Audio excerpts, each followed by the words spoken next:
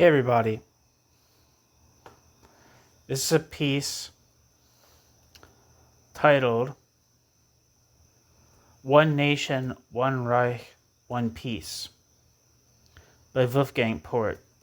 I'm getting this from the Communist in Situ WordPress website.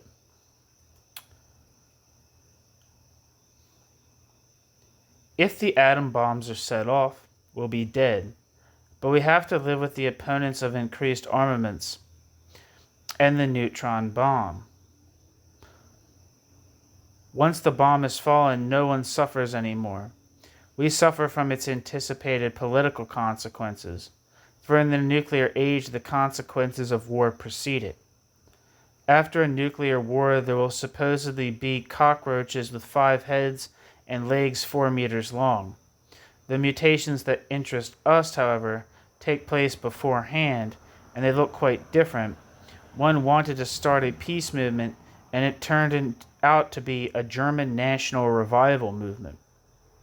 Quote, "No German can accept this unconditional subordination of the interest of our people to foreign interests, this surrender of disposal over the existence of our people to a foreign government," end quote. The well-known slogan, the familiar tone, it ought to be followed by the, quote, "Deutschland" song, and then the oath to the flag. When such slogans drone from the radio, then we get the feeling that we are in our homeland. The populace is welded together in a humiliated community of destiny. Indeed, one doomed to death. No one can stand apart. We know only Germans, and no party differences anymore. That is how World War I began. That is how the war guilt lie was denounced, as well as the dictated Versailles Treaty and the usurious slavery imposed on the German people by international Jewish finance capital. That was, almost literally, Strauss's slogan when the West German government allegedly sold out the people to the Russians in the treaties with the East. We grew accustomed to this text long ago. If one reads the people's existence as threatened any more by foreigners, by the Reds, the anarchists, a low birth rate, increased government debt, a swelling flood of refugees, then we would miss something. Except that this time the speaker was not Dr. Strangelove in an interview with the National Zeitung, but Professor Gollwitzer in a letter to the editor of Der Spiegel. And the unconditional subordination with which he reproached the West German government did not refer, as one might think, to a demobilization of West German army ordered of the West German army to a demobilization of the West German army ordered by the Allies, but the stationing of missiles. Gollwitzer, a man of unquestionable qualifications, is of course not a warmonger. Gollwitzer's call for a general mobilization for the National War of Liberation was aimed not at preparing for war, but at preserving peace. But the road to hell is paved with good intentions. If the good intentions are a mortgage on a general absolution for unpardonable errors. Although elsewhere human reason, human intention, and human will may have been just a ruse of history, in Germany they were all unmitigated, crafty, and wily. Even the, quote, masses, anti-capitalist,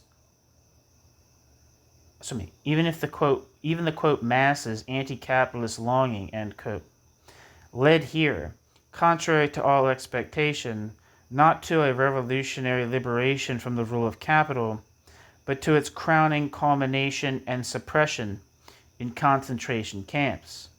The partition did not cut this country in half, as the Allies had intended, but doubled this country instead. It perished in the national megalomania, but such perishings were always drastic cures for Germany's economic power. Here we longed for the equality of all, and the result was an equal scantiness. Here the abolition of privileges was understood in the sense that the little man need fear no disadvantages if he denounces the privileged. Here the petit bourgeois and the capitalists were denounced with fiery rhetoric, while capital continued to flourish magnificently, but afterwards all the Jews were dead.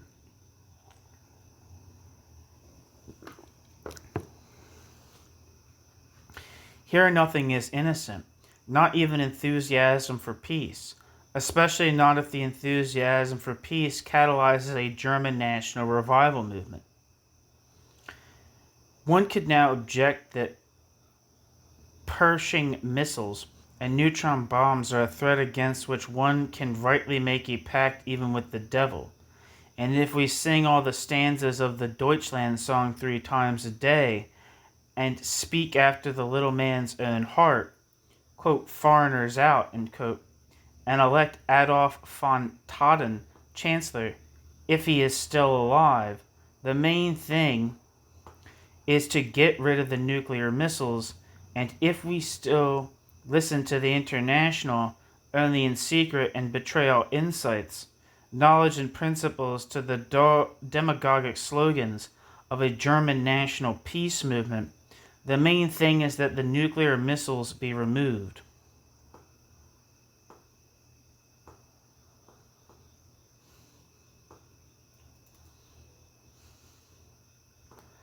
Wikipedia says Adolf von Taden was a German far-right politician who led the National Democratic Party.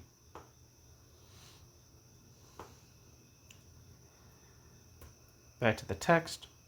What is forgotten is that of all things which a German national peace movement attacks, on the one hand, increased armaments, but on the other, for example, the insight that no socialist can wish even more sovereignty to this reactionary country such as it is, and that we have no reason to defend it against any foreign power, and even to love it, one thus forgets that of all things which a German national peace movement attacks, the nuclear missiles are most resistant.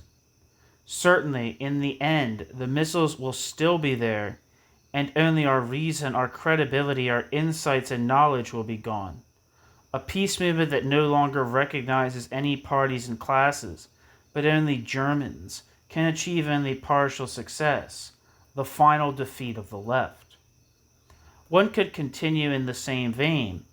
One could recall Brecht's dictum that through the many daily little lies we make ourselves guilty also of the great catastrophe.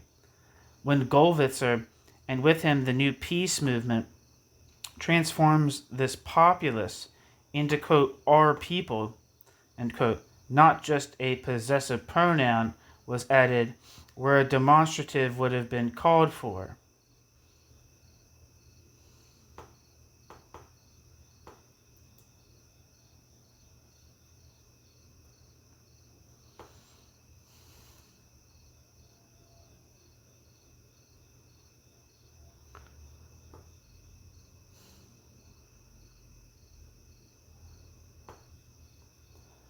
Das Volk, parenthesis, the people, end parenthesis, is not a term that the Nazis had to ruin.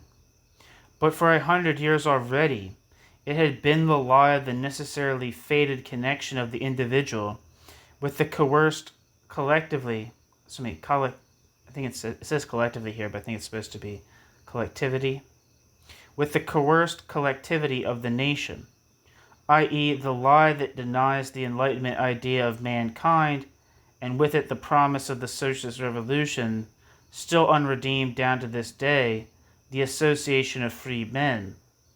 One could ask Gollwitzer whether he really seriously believes that the right of disposal over the existence of a population must first fall into foreign hands to become wrong. As if this right of disposal were not itself a scandal. One could ask Gollwitzer for an explanation as to where he gets the strange assurance that a West German government independent of foreign opinion, would have more consideration for the populace as a whole, and especially for Gollwitzer himself.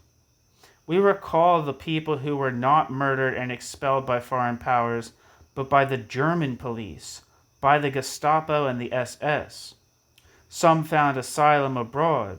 We owe the fact that we can continue to live here, to a great extent unmolested, not to any German national sovereignty, but to the Allied victory.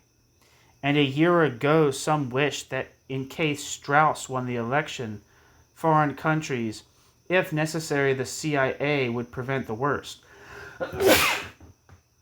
If Alberts now publicly hopes that patriotism will never be completely lost, the objection to this is that no one can choose the country in which he is born or the language with which he grew up, but each person is free to make the decision to esteem or curse those accidental conditions to which he owes his existence. Whoever finds reason to esteem this country should name them. Whoever finds none and still loves it should remain silent. What moves in his deepest heart does not concern us. And when the Tat, in connection with the peace movement, asks, quote, why do we still not have a peace treaty 36 years after World War II, unquote, then, in addition to astonishment at the national, quote, we, in the alternative newspaper, the counter-question is justified, quote, why was Germany not at that time simply divided up among the neighborly countries, end quote. A comparatively modest and especially unbloody price for Auschwitz and the 50 million dead. One could thus ask, argue, and explain long and patiently if the matadors of the new peace movement were ignorant beginners instead of experienced veterans. Thus one could discover and correct errors. One could politely discuss strategy and tactics. If those leftists who are suddenly mouthing German national slogans were at least windy opportunists and sly tacticians, and not what they are, namely upright, thoroughly honest, loyal, and pure-hearted people with conviction. Long before anyone spoke of increased armaments, the neutron bomb, and the peace movement, they, who in contrast to millions of foreigners driven by hardship into West Germany, never have had to leave the country of their mother tongue, and generally for years have been cozily nested in the same town and the same apartment, now weep for their lost homeland. When Pivet writes in Concret, quote, this depressed national feeling of the Germans stems from the fact that the revolutionary national traditions were cut off, end quote.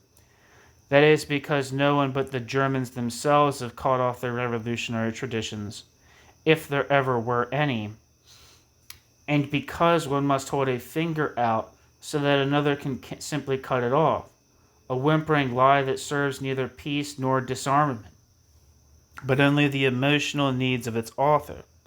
When Pivet, the man with the moral fiber and index finger, continues, quote, that is how this Americanizing acculturation, that is how this Yankee language, which dominates us with words like, quote, fighting, and, quote, dope, quote, power, and, quote, message, even when we resist, end quote. Then he comes up with his proposal to purify the German language of Americanisms, i.e., of foreign words, of course, again too late. The German hit parade has started rolling long ago.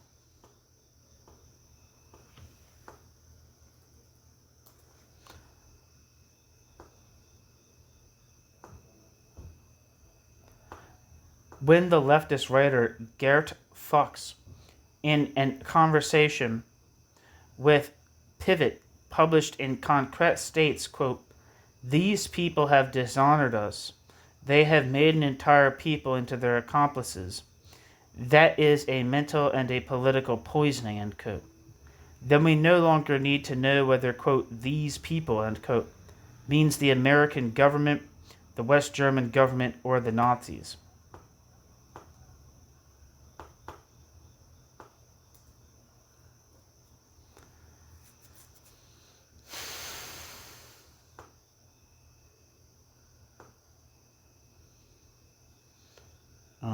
German Wikipedia just says Gerd Fuchs lived from 1932 to 2016 and was a German writer.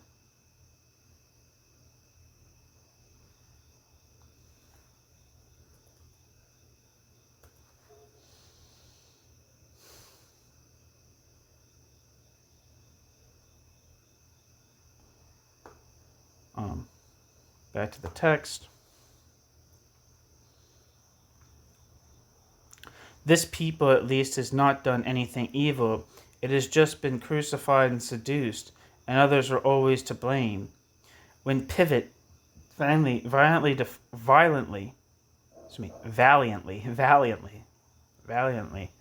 defends the German cultural heritage against foreign influence, with heart-rending groans at his country's occupation by, quote, Yankee culture, end quote, and asks the question which most clearly threatens the main beneficiaries of the real exploitation and repression in the Third World, quote, so how can I resist colonialism, end quote. Then he is doing the right thing, but of course, in the only false place in the whole world. Elsewhere, the traditional forms of life of entire nations may have fallen prey to American cultural imperialism. But in Germany, it is not barbarism but civilization that began with American cultural imperialism. In this country, every additional branch of the McDonald's hamburger chain is a new island of hospitality and a delightful enrichment of culinary culture. To attack the United States because of its armaments policy and its support for just about every torture regime in the world, in the whole world, is one thing. But the statement that there, quote, is more culture in a single Beethoven symphony than all America has ever produced, end quote, comes from Hitler. And jazz was already forbidden once. In the Third Reich, America was considered a crude, multilingual racial mixture. And that is the way it has remained if one is to judge on the basis of the hate-filled epithet Yankee culture. The great political crimes committed by Germany do not relieve us of the duty to attack America's lesser crimes. But every justified protest against U.S. policies is merely reactionary here if one small fact is forgotten. If Germany had ever had the military resources of the United States, no one would still be alive on this planet. We always understood the protest against the Vietnam War, how long ago that already was, in connection with German fascism.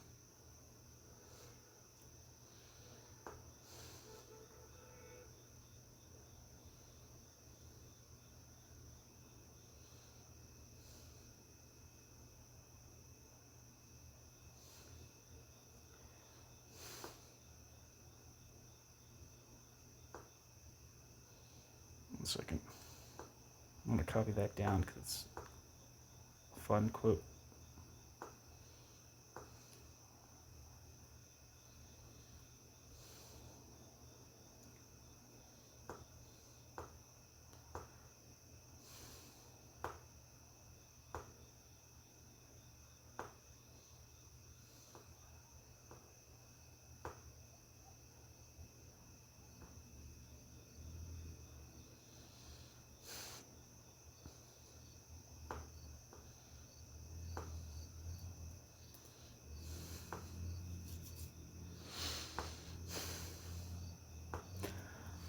No German who calls himself by that name has the right to judge America.